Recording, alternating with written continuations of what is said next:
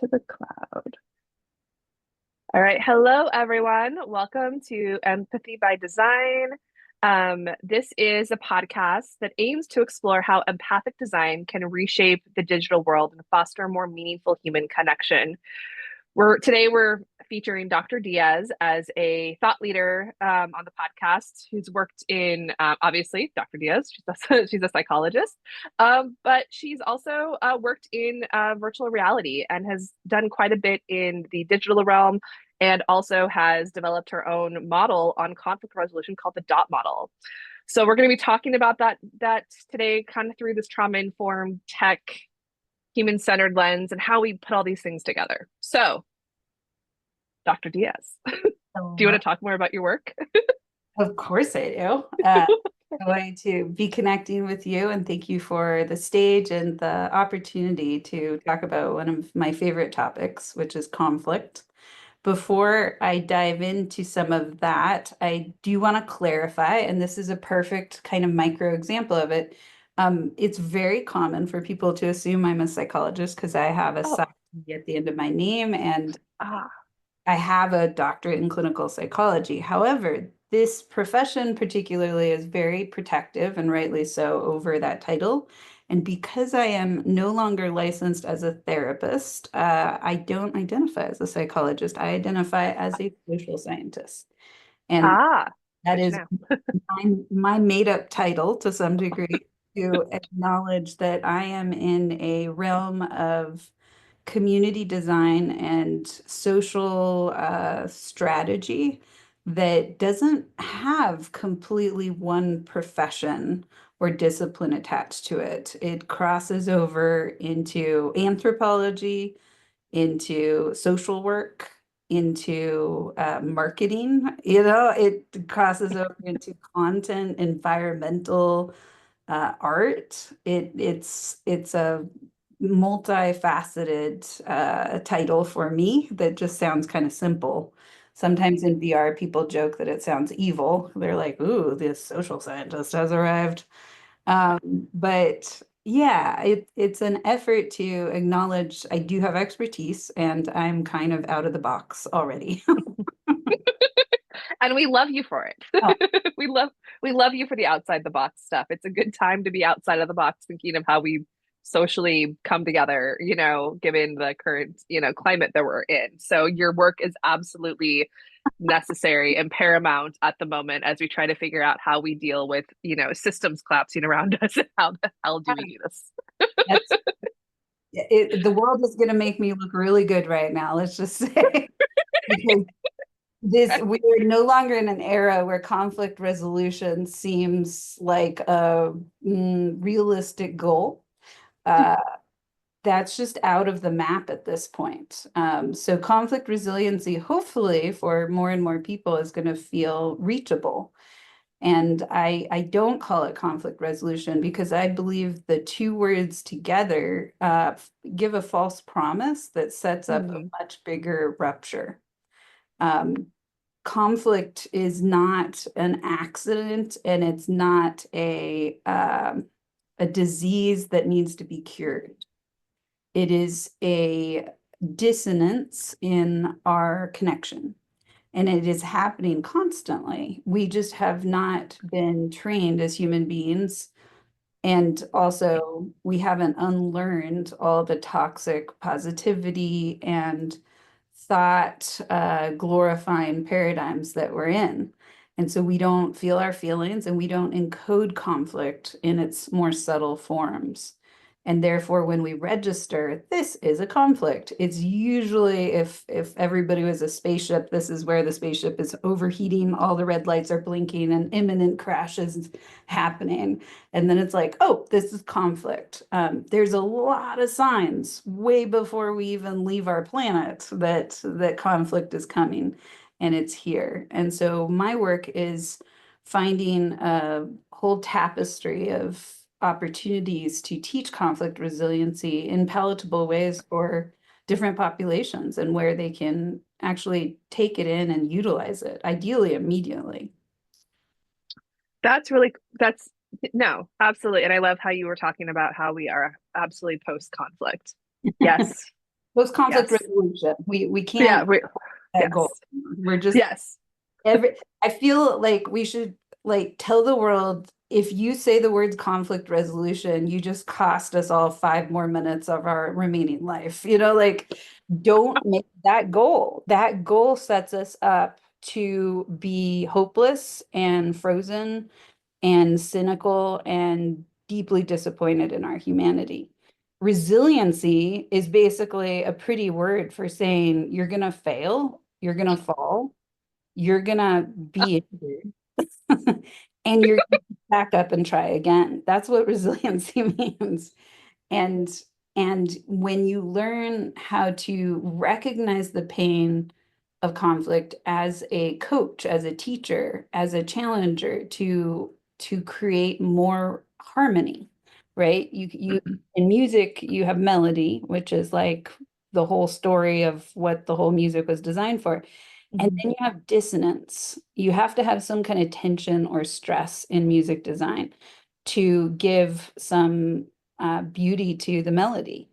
And then what comes in on the third level is harmony. And harmony is actually building that bridge between the dissonance, the off keys, the uncomfortable rhythms, the words that don't match the music, whatever.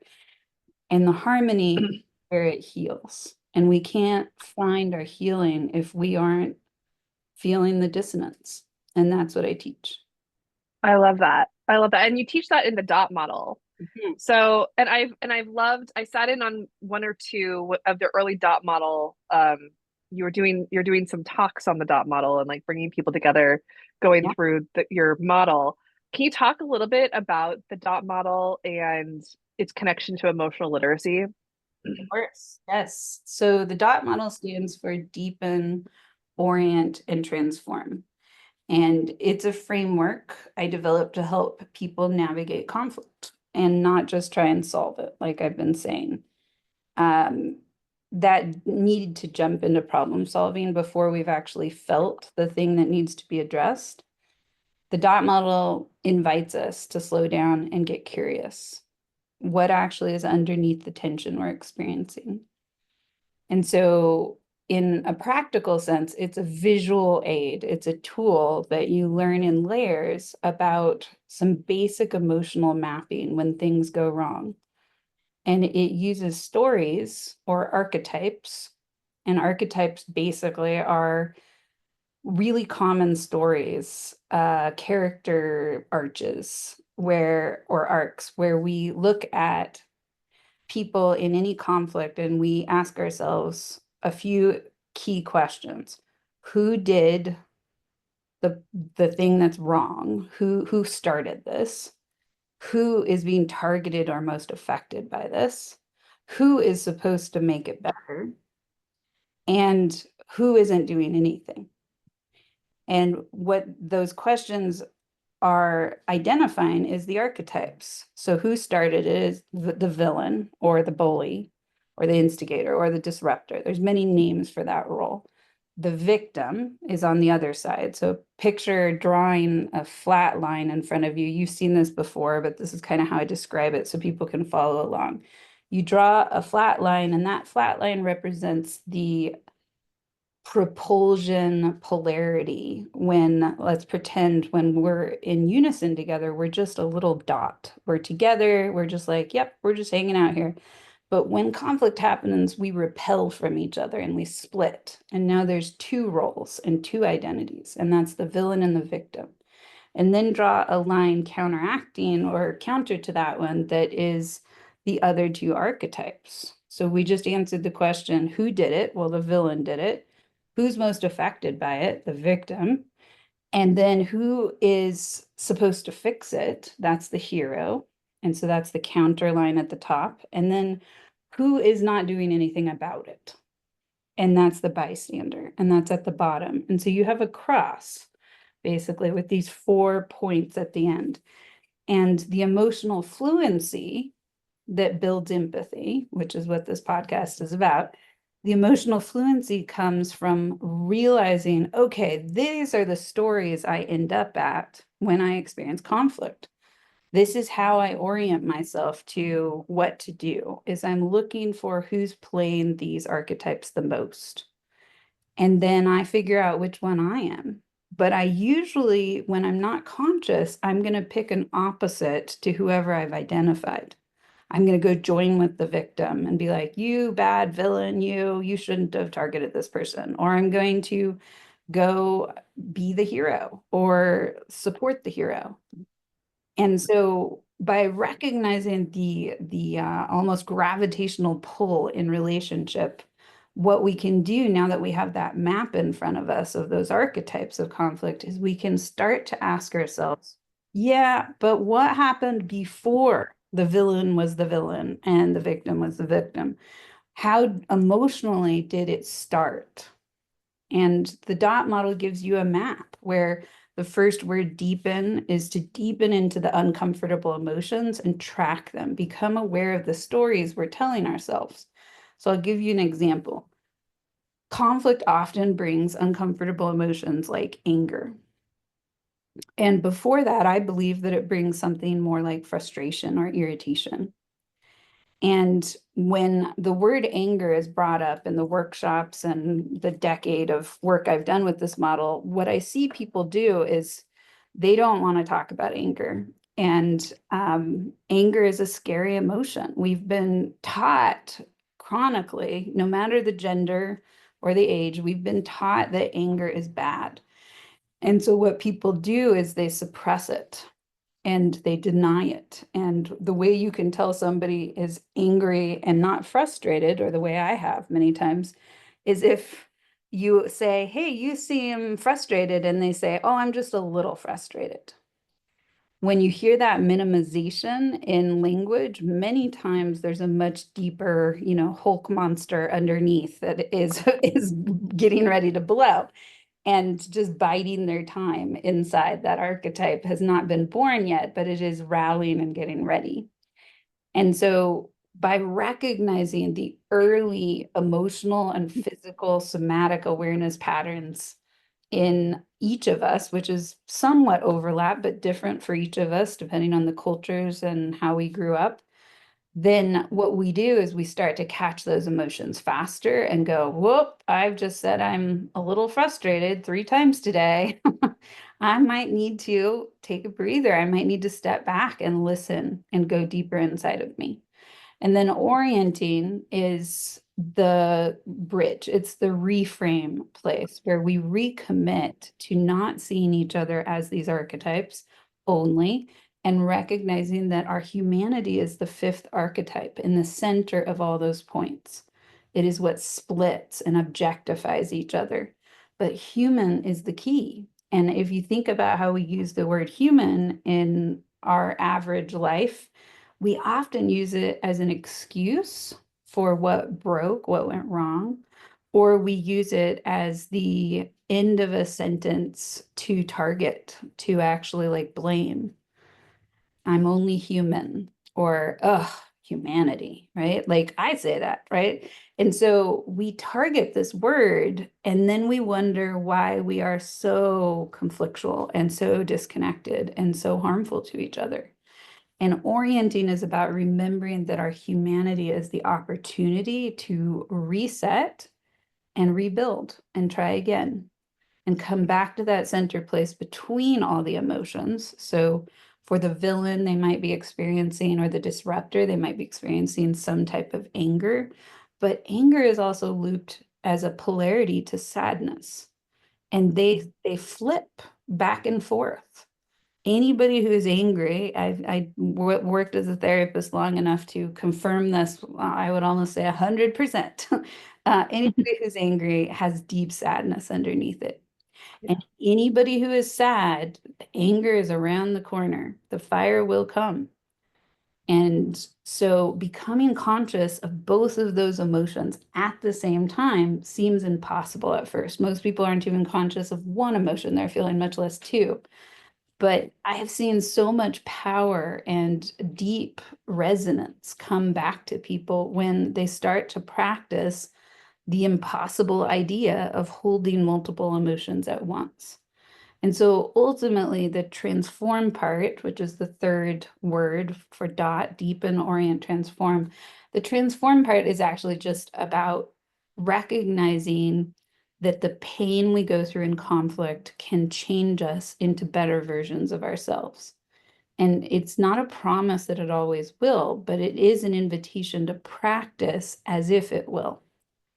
And it doesn't preclude us from being injured and traumatized and deeply harmed, but it gives us a template to reset to and go back to the basics. What are the 12 key emotions to conflict that I teach through the dot model that are not the exact same words for everybody, and they don't show up the same way in our body and our awareness. But when we're looking for them, it's kind of like playing, and I'm going to go back to the music metaphor. It's like playing an octave and testing all the keys.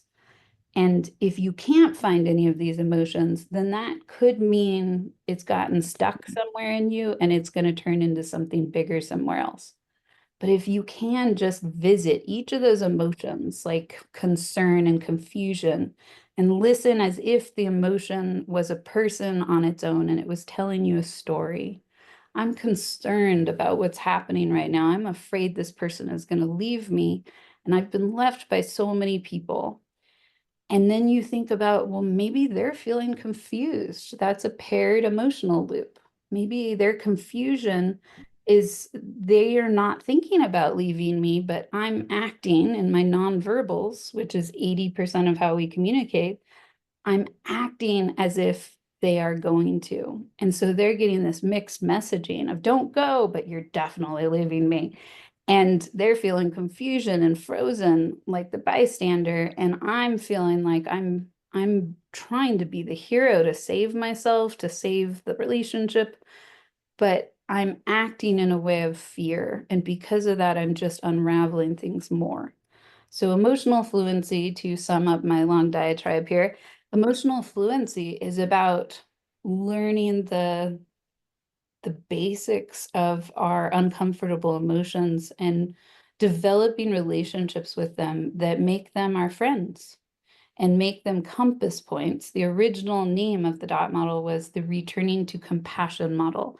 And it was named by children who were the first group that learned this and co-created and practiced this with me in an inpatient psychiatry unit. What they said is that this is a compass for living. And they even loved that compassion had an ion on the end of it for the beautiful little chemistry nerds. They thought that was awesome. That's awesome. I love that. And That is so great. and so they just thought this was the perfect name, returning to compassion. However, when I brought this into the business field, businesses had allergic responses to the word compassion as a marketing intervention. So it had a couple iterations and eventually just become this, kind of ambiguous dot, but the dot stands for something. You can crack that dot open by knowing the words to it, and immediately you have a key. Even if you learn nothing else in this entire conversation we're having, deepen, orient, transform. If you can remember that in the acronym and you hit conflict, it's kind of like learning how to surf, like I technically have not learned how to surf, but my sister did, and she told me of all the bruises and bumps and swallowed ocean water that, got her to where she could get up on a board. I got to hear those stories. And Deep and Orient Transform is the first core muscle training to learn how to slow conflict down and commit to wellness through conflict. And so I guess those are the key words I want to summarize there. Committing to wellness through conflict. It doesn't mean harm and hurt and horror even, and sometimes even hate, really big, extreme, pervasive emotions in our society today. It doesn't mean those aren't there, but the commitment to healing and to wellness is the bridge that builds more bridges. It is contagious to trust even when we want to recoil and put up boundaries and retaliate. Our nonverbals are the biggest microphone of who we are. 80% of how we communicate with each other is not the actual words we're saying. And those nonverbals connect to us through our emotions, not through our logic. Our emotions are the conduit to those nonverbals, all the micro expressions. Like if you said, "Hey, Ruth, will you be on my podcast?" And I looked at you, and somehow we're in person together. And I looked at you and I shook my head no. And I said, "Yeah, I would love to join your podcast." My nonverbals are flagging for you. I'm not in alignment. Now, it could be cultural that I'm shaking my head no, like I'm excited and I'm like just vibrating with it. We don't know. But for the average person, that causes a little jump of caution inside that says, I got to learn more here, or this isn't a full yes. And I'm looking for people that are just saying yes right now. And so that's the beginning of conflict. And these happen constantly with each other. These aren't like, unicorn rabbits in the woods that you see maybe once in your lifetime. It's constant. And when we start to make friends with those uncomfortable emotions and listen to them, first of all, we hear them before they become overwhelming and flood our nervous system with like trauma, reactions and flashbacks and whatever. But also, we start to realize how much our emotions are dancing with each other through those nonverbals.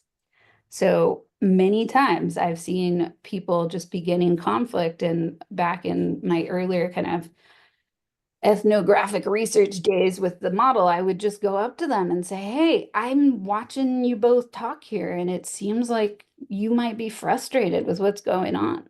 And whoever I said that to, no matter who I thought was the frustrated one, which is a sense of I want to get bigger and louder and be like, "You're not listening to me," and shake my fist and whatever.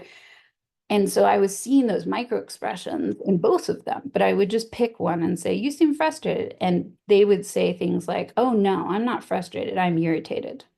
There's a really big difference. But if I went and picked the opposite person, it's like, "You seem frustrated," they would say the same thing.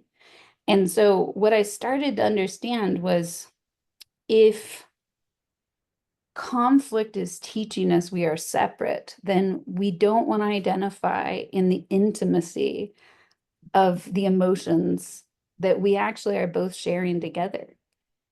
And by recognizing and the humbling awareness that comes with emotional fluency, that our emotions are actually flowing between us like these liquid kind of streams, and they loop back and forth between us really quickly. Almost sometimes I think about it like the speed of our heartbeat.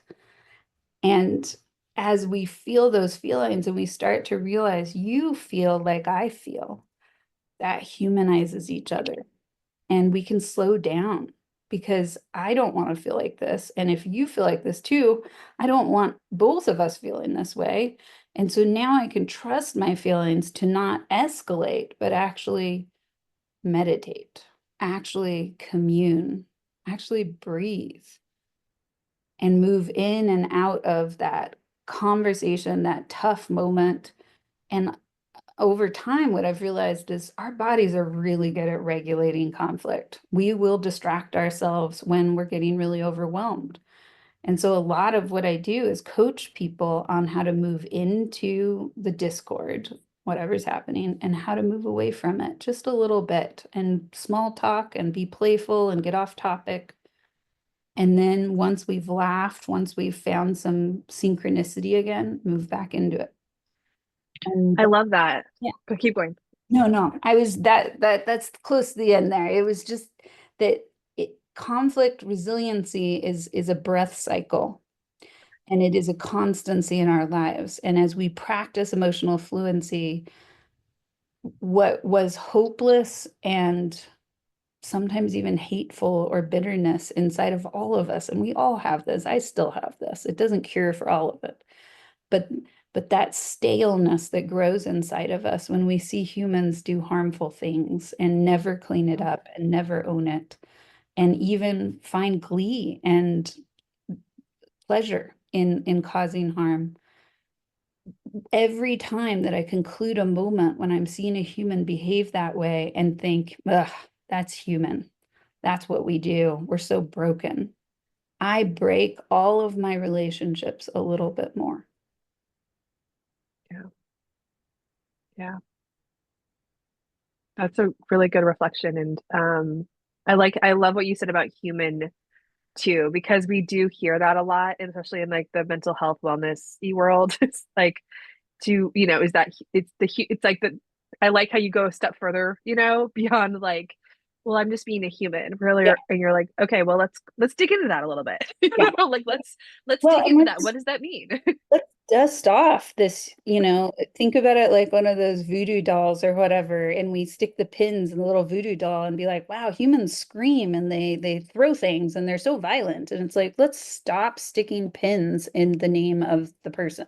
Like, let's stop torturing this name and see what happens if we dust it off and we dress it up and we feel the story that created it, that came into being with it, and we co-create that story a little better, and we stop trying to torture human and think if I torture you long enough you will reform.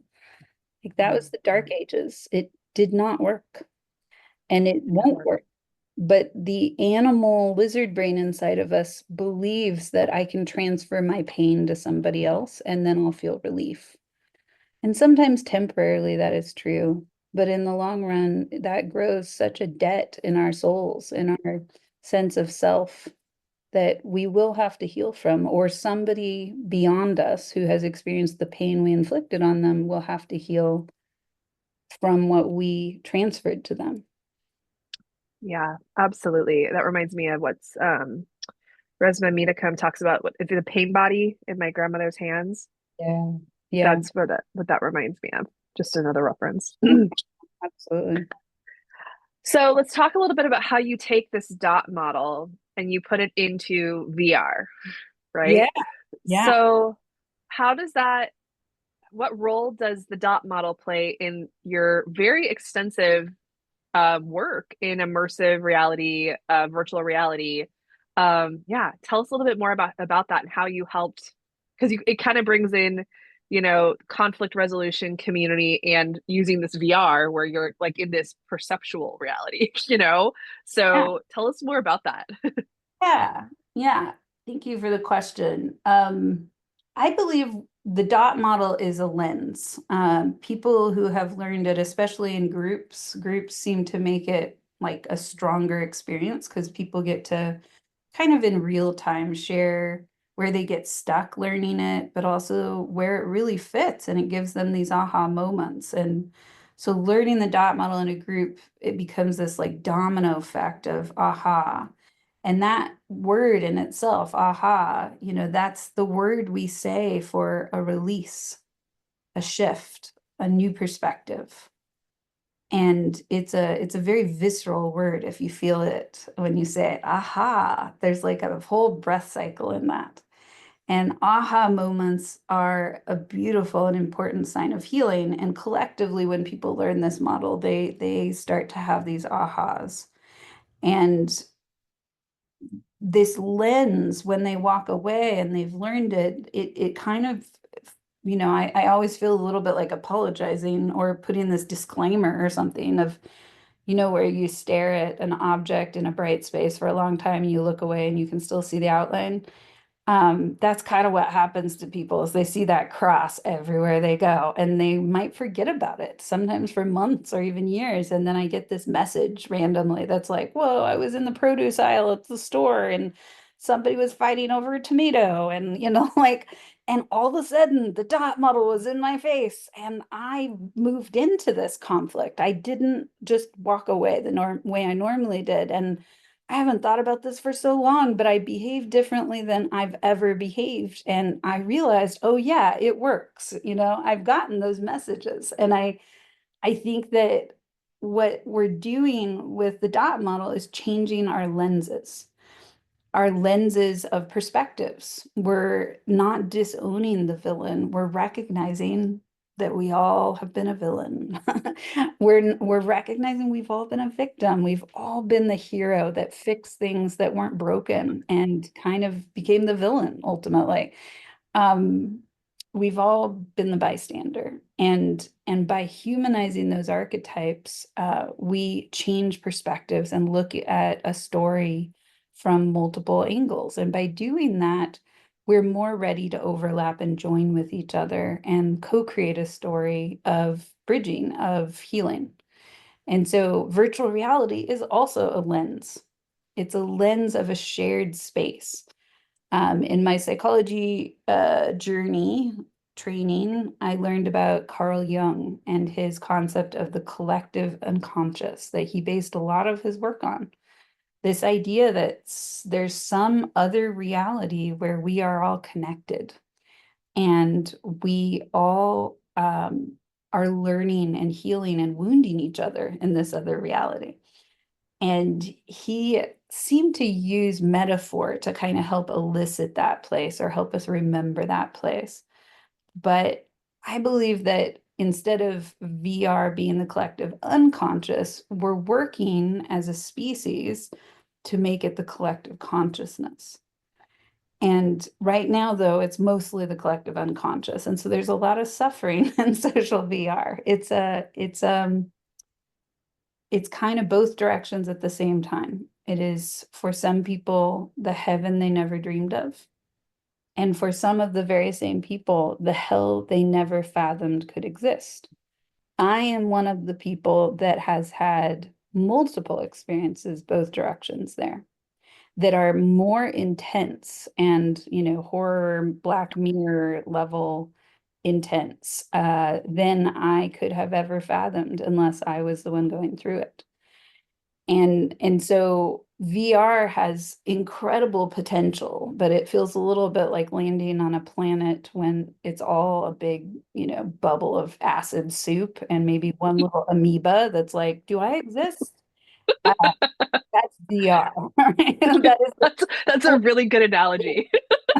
the core question that people end up falling down the rabbit hole in there if you spend too much time over time is just questioning their own existence, their own reality. It can really disease and make people lost and unravel people as if they're on very extreme substances. But it's really just the dysregulation combined that they came into VR to escape. I joke, but I say this frequently with the communities I work with in VR.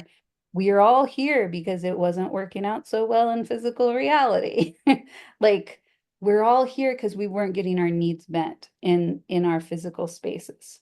And that puts us as an entrance to this common space. We are in a loss, we are in a scarcity. And that hunger to fix that place, to feel less hollow, less empty, less misunderstood by the world, can create some very damaging social dynamics that are not the same thing as you will see when you look at trolls on your regular social media. There's real psychological, like, violence that is happening in social VR that when I started to recognize it, because it's not just violence. There are the trolls, and we've all heard of it. If we haven't seen the videos, there's plenty out there of the virtual reality trolls that overwhelm somebody and degrade them and attack them in groups. This happens constantly. It's happening right now as we're talking. But what we don't realize is that a lot of the harm also comes from neglect. And it's not neglect of any one entity. Yes, the social apps are very responsible for this, who grow these spaces and then do not invest in any kind of psychological or community design frames. It's just never on their list, or it's at the bottom if it is. But also the community, the humans in these spaces who are organizing and spend their time and sometimes even make money, like me, they have responsibility too, to hold the common areas, the shared spaces where anybody can find anybody from all over the world, and to actually put time into those spaces to build a culture with pathways that welcome everybody and give them a place to exist in this alternative reality.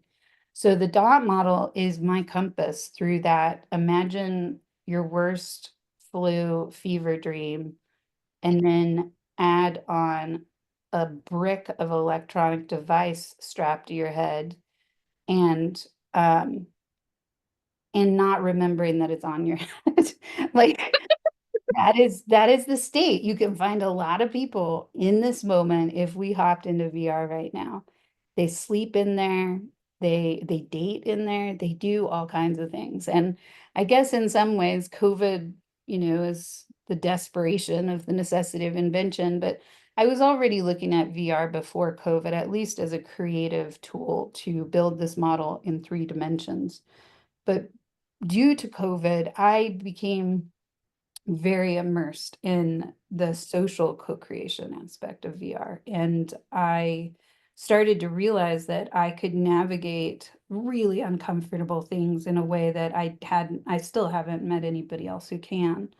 And find not just meaning in it, but create some kind of healing cycle many times with those I'm interacting with, just by asking questions many times. I joke that the most if curiosity was water, VR is a desert that has not seen water for many years. People lose their curiosity in there if they ever had it to begin with, and everybody's wandering around to some degree, kind of aimless and just trying to have fun, but not they just lose their curiosity so quickly. And so I've learned to use questions that in my nervous system, because I've worked with the dot model and taught it for so long, I build questions instantly in the moment to plant seeds, basically. Questions that don't have yes or no answers, they're open-ended, and they allow people to really think about something for a long time,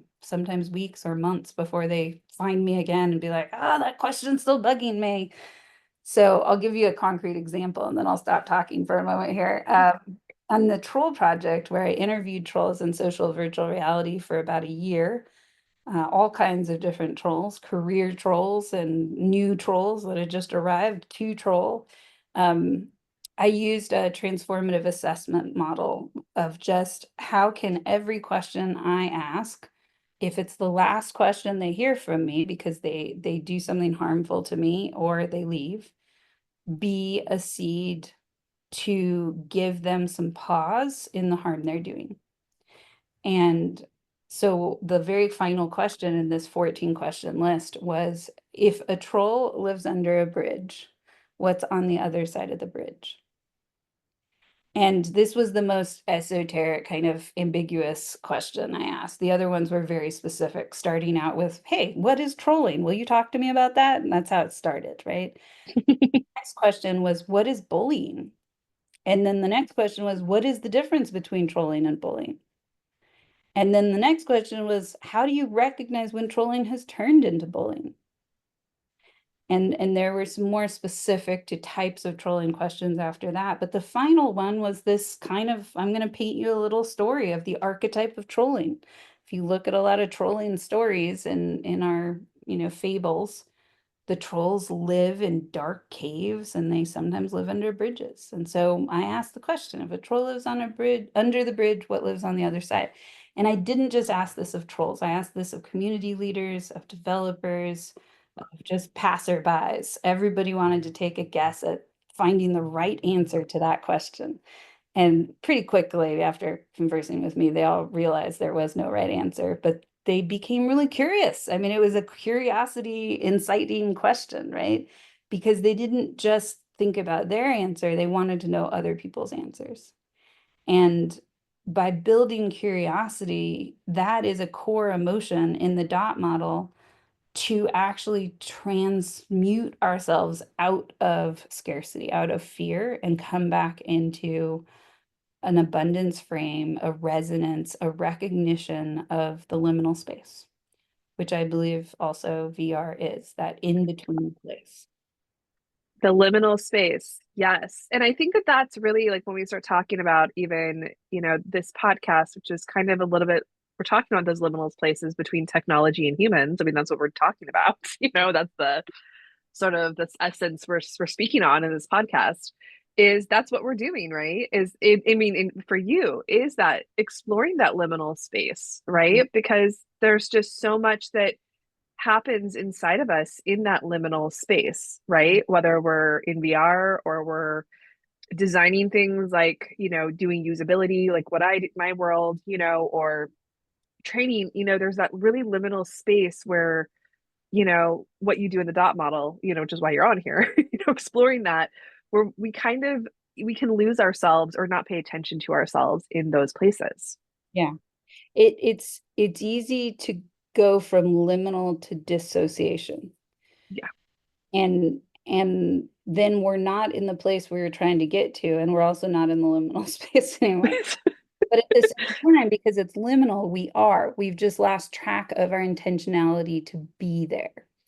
And so I think that virtual reality has a opportunity that is not yet fully manifest to be a community rewiring space for all of us, where we get to go in and practice being on purpose as humans and running into scenarios we rarely would run into from our comfort zone bubbles and pods and whatever of social uh, community that we have in physical reality. But in VR, you run into, in social VR, especially the app I've been spending the most time in lately, you run into people from all over the world with all kinds of stories and languages and cultural norms and aggressions that are just plain confusing, but also sometimes very like disorienting, like deeply disorienting.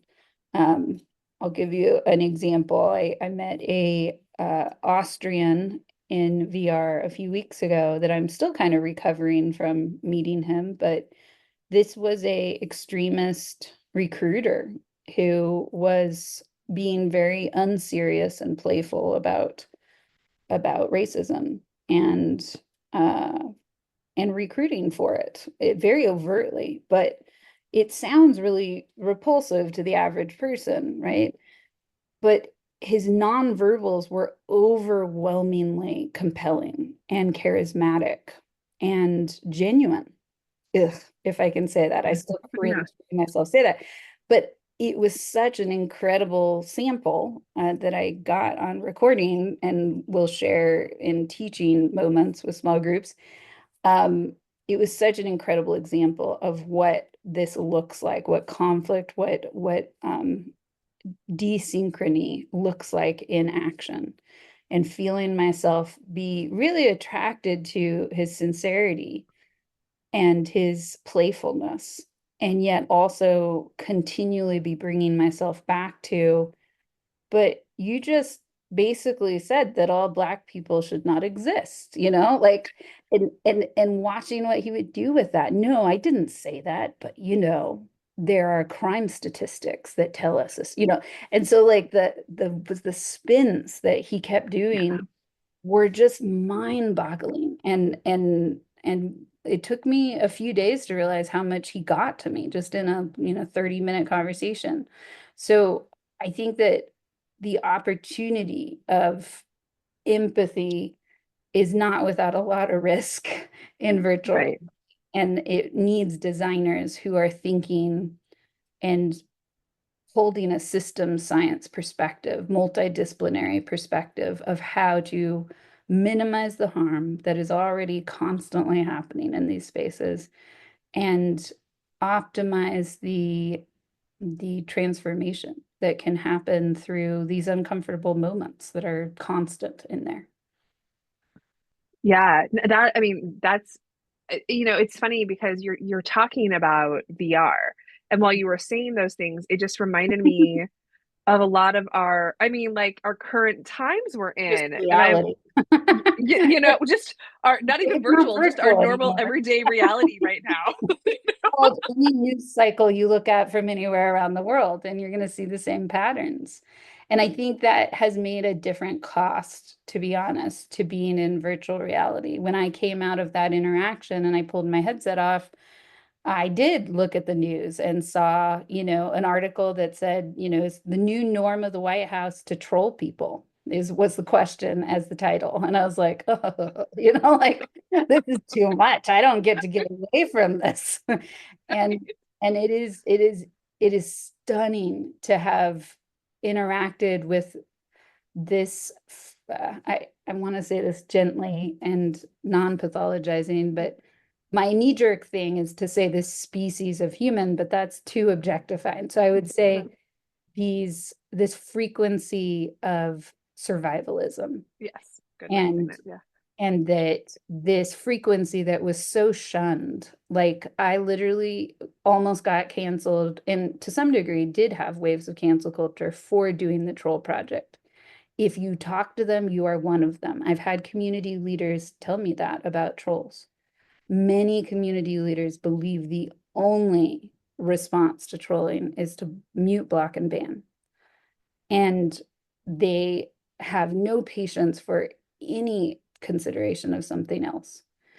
And so to have been a part of this kind of very strange fringe study that I created out of kind of going where no one had gone before to some degree, idea of like, Literally.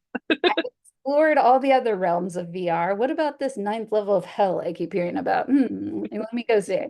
And what I found was, just as a result for you and your audience, if you haven't heard this, my hope was that with all of my skills, my interpersonal de-escalating doctorate in psychology and tons of personal like facilitation work skills, that I would get 3 out of 10 trolls that I approached to talk to me. Um, I was really dissolved, kind of melted and saddened to find that it was more like 9 out of 10 people midway just railing on people, telling them to kill themselves, telling them, demeaning, degrading them, trying to not just get under their skin, but get into their essence and fill it with shadow. And I would walk up to them and it instantly within just 30 seconds turned into feeling like I was in a office break room and they put down their coffee to just like be like, yeah, no, totally, I'll talk to you. What do you need to know? And to see that state shift and realize how many people believe that what trolls are doing is a phenomena of their character, of who they are, and really recognizing that this is way more very much what we see with children when they don't have the structure they need. Mhm. It is tantrums, but it is tantrums without any consciousness to them, very much like kids in adult bodies with adult words. And basically, what it's saying is, I don't know who I am, where I fit, and how we fit together. And it is howling that to try to find an answer. And it very quickly for a lot of these disruptors becomes a reinforcing loop, much like we see with the president of the United States, where what this is a key thing to recognize in what's happening here, because we all feed into with our emotional Okay. reaction He's a, person. he's a good case study. Amazing case study.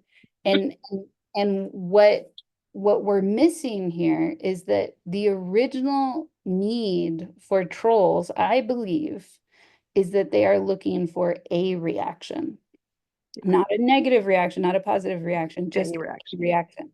But what Yeah. happens because it hurts what they do, it's awkward, it's uncomfortable, it's cringe, as the language of the VR chat world has taught me that word. It makes us recoil. And because of that reaction, it actually reinforces it. And when they start to feel power coming from the disempowerment of what they're doing, that becomes a loop and it becomes a reward cycle. And then they start to skew that direction more and more and create community off of doing that in bigger and bigger ripples. And, to a certain degree, that is kind of how, I mean, it's different, obviously, in the context, but that's kind of what happens when people also get stuck into, systems of high control groups, that's sort of that same process, Yeah. Yeah. We the thing is when we live in a society that teaches us that uncomfortable emotions are negative emotions and are bad emotions. So there's this Mhm. binary where they are put beneath, below, wrong, bad, shadow, We will even attribute color, dark, black. We offer all these names to it that tell us stay away from that at all cost. And so we disassociate from those emotions inside of us.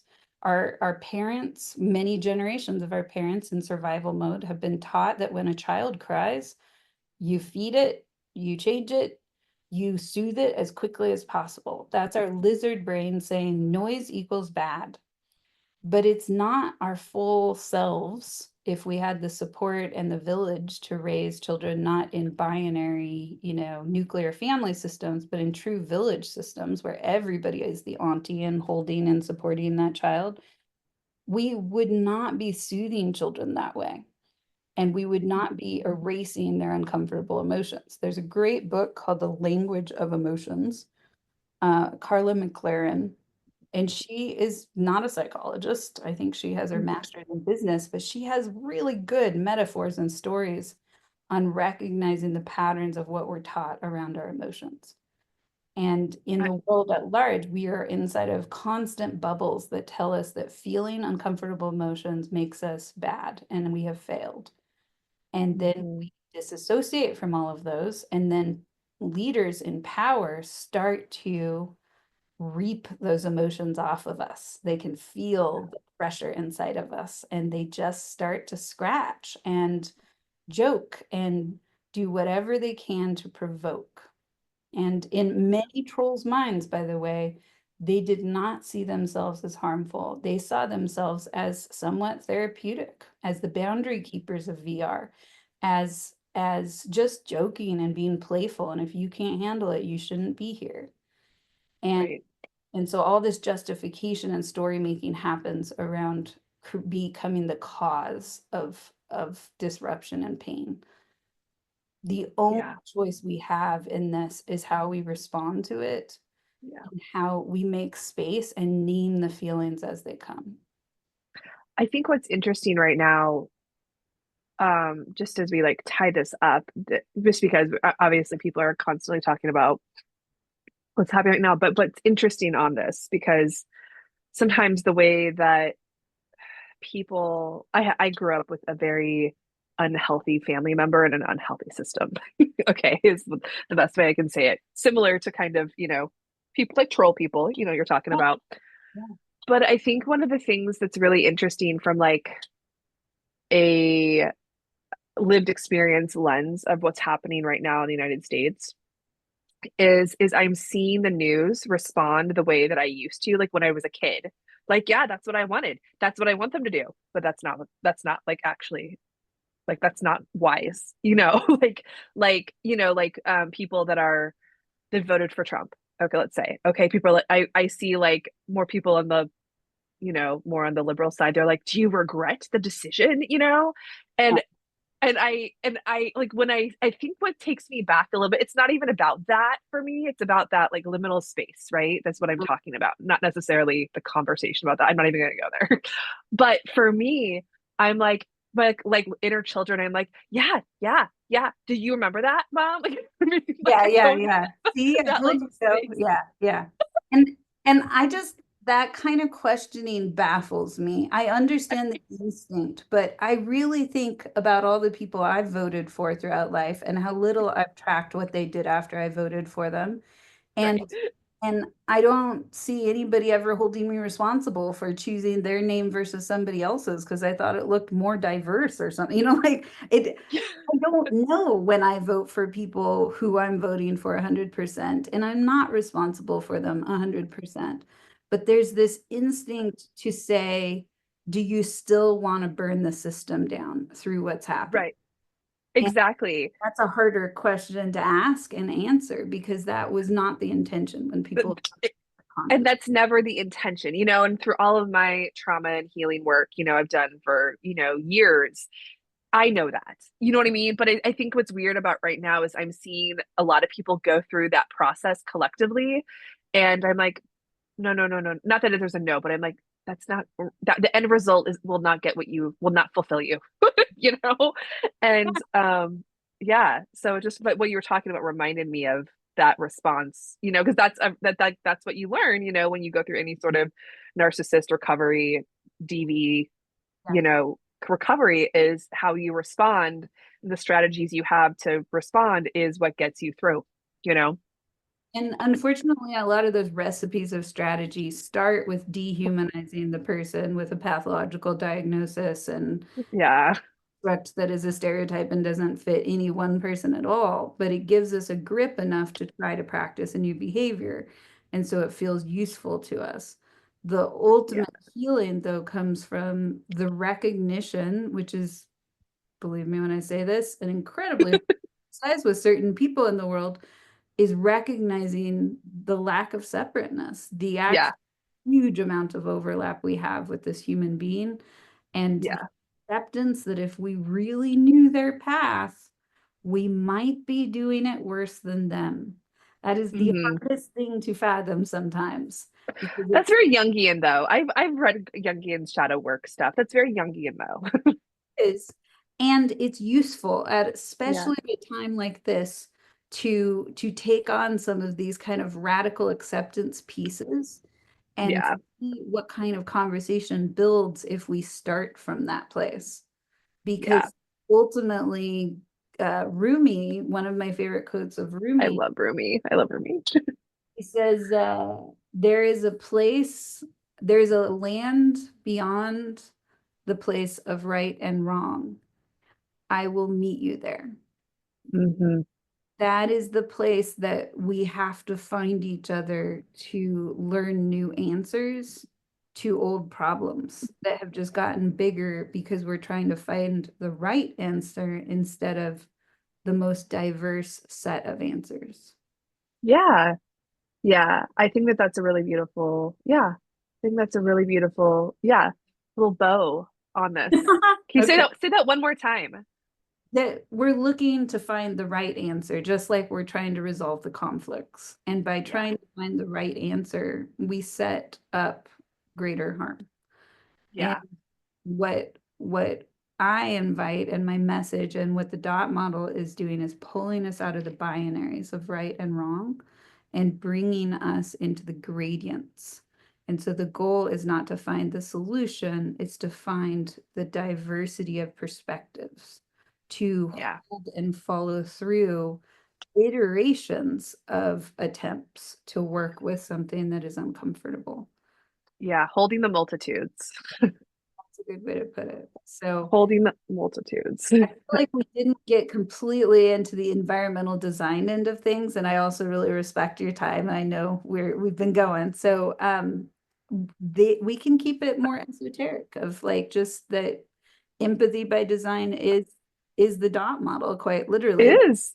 It is. It is. And I appreciate that though, because that's one of the things I loved about this podcast. I mean, they were only episode 2, but like I really liked it because it can get a little like I mean, I'm talking to a somatic experiencing professional next week, and we're talking about the esoteric way she sets up like a her space so people can feel their stress responses, and it's design, Yeah. and I'm really loving this these conversations because they are esoteric, but they're liminal, and I really appreciate the exploration a lot. So And if you ever wanted kind of the next level, what I would probably do, which, maybe doesn't fit this format, but I have learned over time to give people tours of virtual reality while they are on desktop, either because I'm streaming it to a shared place and we just kind of, you go on a ride along with me and I show you a space or an experience by being in it while I'm talking to you remotely. is Um, that what you do on LinkedIn? Is that what you're doing? I see your little tours. Is that what you're doing? some of that is absolutely that. A lot of what you're going to see as far as videos of me on LinkedIn, excuse me, is me in Bridge Makers working with community leaders and community builders in practicing conflict resiliency together. And every I once in love a while, I stumble into really interesting games like Gorilla Tag or Palia is my latest binge of sorts, where I'm starting to really explore a different kind of empathy. So a lot of times I think when we think the word empathy, we think, oh, you're sad, I'm sad. That's that. empathy. Right. Right. But There's a whole other side to empathy that I'm actually starting to really explore now, which is gratitude and generosity and Yeah. joy and kindness. And that Yeah. you can actually learn a lot through those emotions also. I just had never realized a game could teach you those. I still am boggled by this game. So Well, let's set up a part two of this where we can go through the environment and do a demonstration. I think that this is a part one. yeah, Let's do a part two sometime where we can do that. I mean, yeah, we could actually set up a YouTube video on it. We're on multiple yeah, we'll do a stream. channels. Exactly. Yeah, we could And do a stream on that. We could totally do a stream on that. Let's put a time. Let's put a part one and part two. So tell us, like in the last 3 minutes, yeah, tell us a little bit, set the stage, okay, yes. for what the tour you take people on. Yeah, so the tour is often based off of the one initiating it, and we go through kind of a values process that usually is pretty subtle. But what I'm looking for first is helping you as a human being grow and find your aha moment, your sense of awe and delight and reverence for the craft. And so, what I do a little bit like a weird Go Fish game, but instead of cards, it's worlds, is I will usually like take you to several environments that are connected to something you shared with me about what kind of colors you like, what kind of places you like to visit in the world, or what you're excited by. Do you have any like secret, TV shows you don't talk to about with a lot of people, but you think they're kind of funny and interesting? So I try to find something that matches to your humanity first, and then we go on kind of a spiral exploration of environments and how they create emotions that feel pleasant and interesting and joyful, and how they also create dissonance and stress and a sense of lostness and what I can do is show you some of the spatial design layouts that create those emotions and show you some of the interaction effects. And I think that social VR is an incredible laboratory for human projection and Yeah. imagination. We are literally inside of bubbles of each other's imagination that we will never meet many times, the creators of that space, but it's really raw and unprocessed and unconscious. I've interviewed enough world builders to know that most of them do not understand what they're doing. They're just following their instincts. It's And very intuitive. you can read a lot off of somebody with how they orient objects in a space, even something as simple as a few cubes or a few triangles or whatever. There's a lot of information in just that. And so these worlds are, millions of times more complex than that. But I can often share stories with you. This is the world creator that I eventually did meet, and I confirmed that. Like, I think my best example of that was finding a world that was flooded with water, and it was like there was no solid place to stand. And when I was in that world with somebody we have in common, Molly, I I felt this intense fear, and I told her, I think this person is drowning in grief and I'm really concerned about them. I met them about a year later and found out that just a few weeks before I had gone to that world when they had created it, which is why I found it. It was a new world. Their brother had been killed. Oh, And okay. this was somebody that was living with them and they were very close to. And this was their first creation to try to figure out what was after that. And so these kinds of moments, that's not the only one, have happened where I've started to realize like these are kind of like, it's a little weird to say this, but they're like soul business cards. They Well, you know what's really funny about this whole podcast, Ruth? Because I know you and I have talked through like the Elvis world and tech yeah, and stuff, is it bridges all of those points. So like it really does. Because like when you were talking about that, I was like, that sounds like soul retrieval and shamanism. Like, I was like that's absolutely. like And so imagine me, the hummingbird in the jungle of soul retrieval opportunities, flitting around and going, there's so many flowers and so few people to pollinate, like all I was doing for several years was just networking people to each other and matchmaking worlds. And And sometimes I was matchmaking worlds that seemed to have nothing to do with each other, but I just knew the two creators when they met, something important was going to happen. And Yeah. some of the most front-facing popular things that have happened in social VR in the last 5 years have been from those moments of introduction. And so there, it's not just the soul retrieval shamanism, it is inversion of the black hole that happens inside of us when we don't Yeah. heal. Exactly. Yeah. Yeah. Yeah. No, I so stuff go forever. ahead. But getting to show it to you, I think, is such a joy for me because I feel like I'm pointing out pieces for anybody who ever uses this reality as a journey that they can look for to make meaning out of it and grow more of that. And so I'd be very happy to share that. That would be fun. Okay, so so this is a part one, and then we're gonna go to a part two where we're gonna get a little more technical, a little more esoteric, a little more liminal, but that's what Yeah, we do here. yeah, That's why we're doing these things. Yeah, we'll come to a part two, and I'm excited. So I'll follow up on LinkedIn to kind of figure out technologically what we need to do to yeah. make that happen. Okay. I'm looking forward to it. Thank you so much for having me. Awesome. Thank you so much, Ruth. That was an awesome exploration and such a good intro to your work and kind of moving into more of a, embodied space of, those liminal spaces, that you've traveled, that you've kind of Paradox. described to us. Yeah, So it's a love paradox. it. Yeah, liminal but embodied.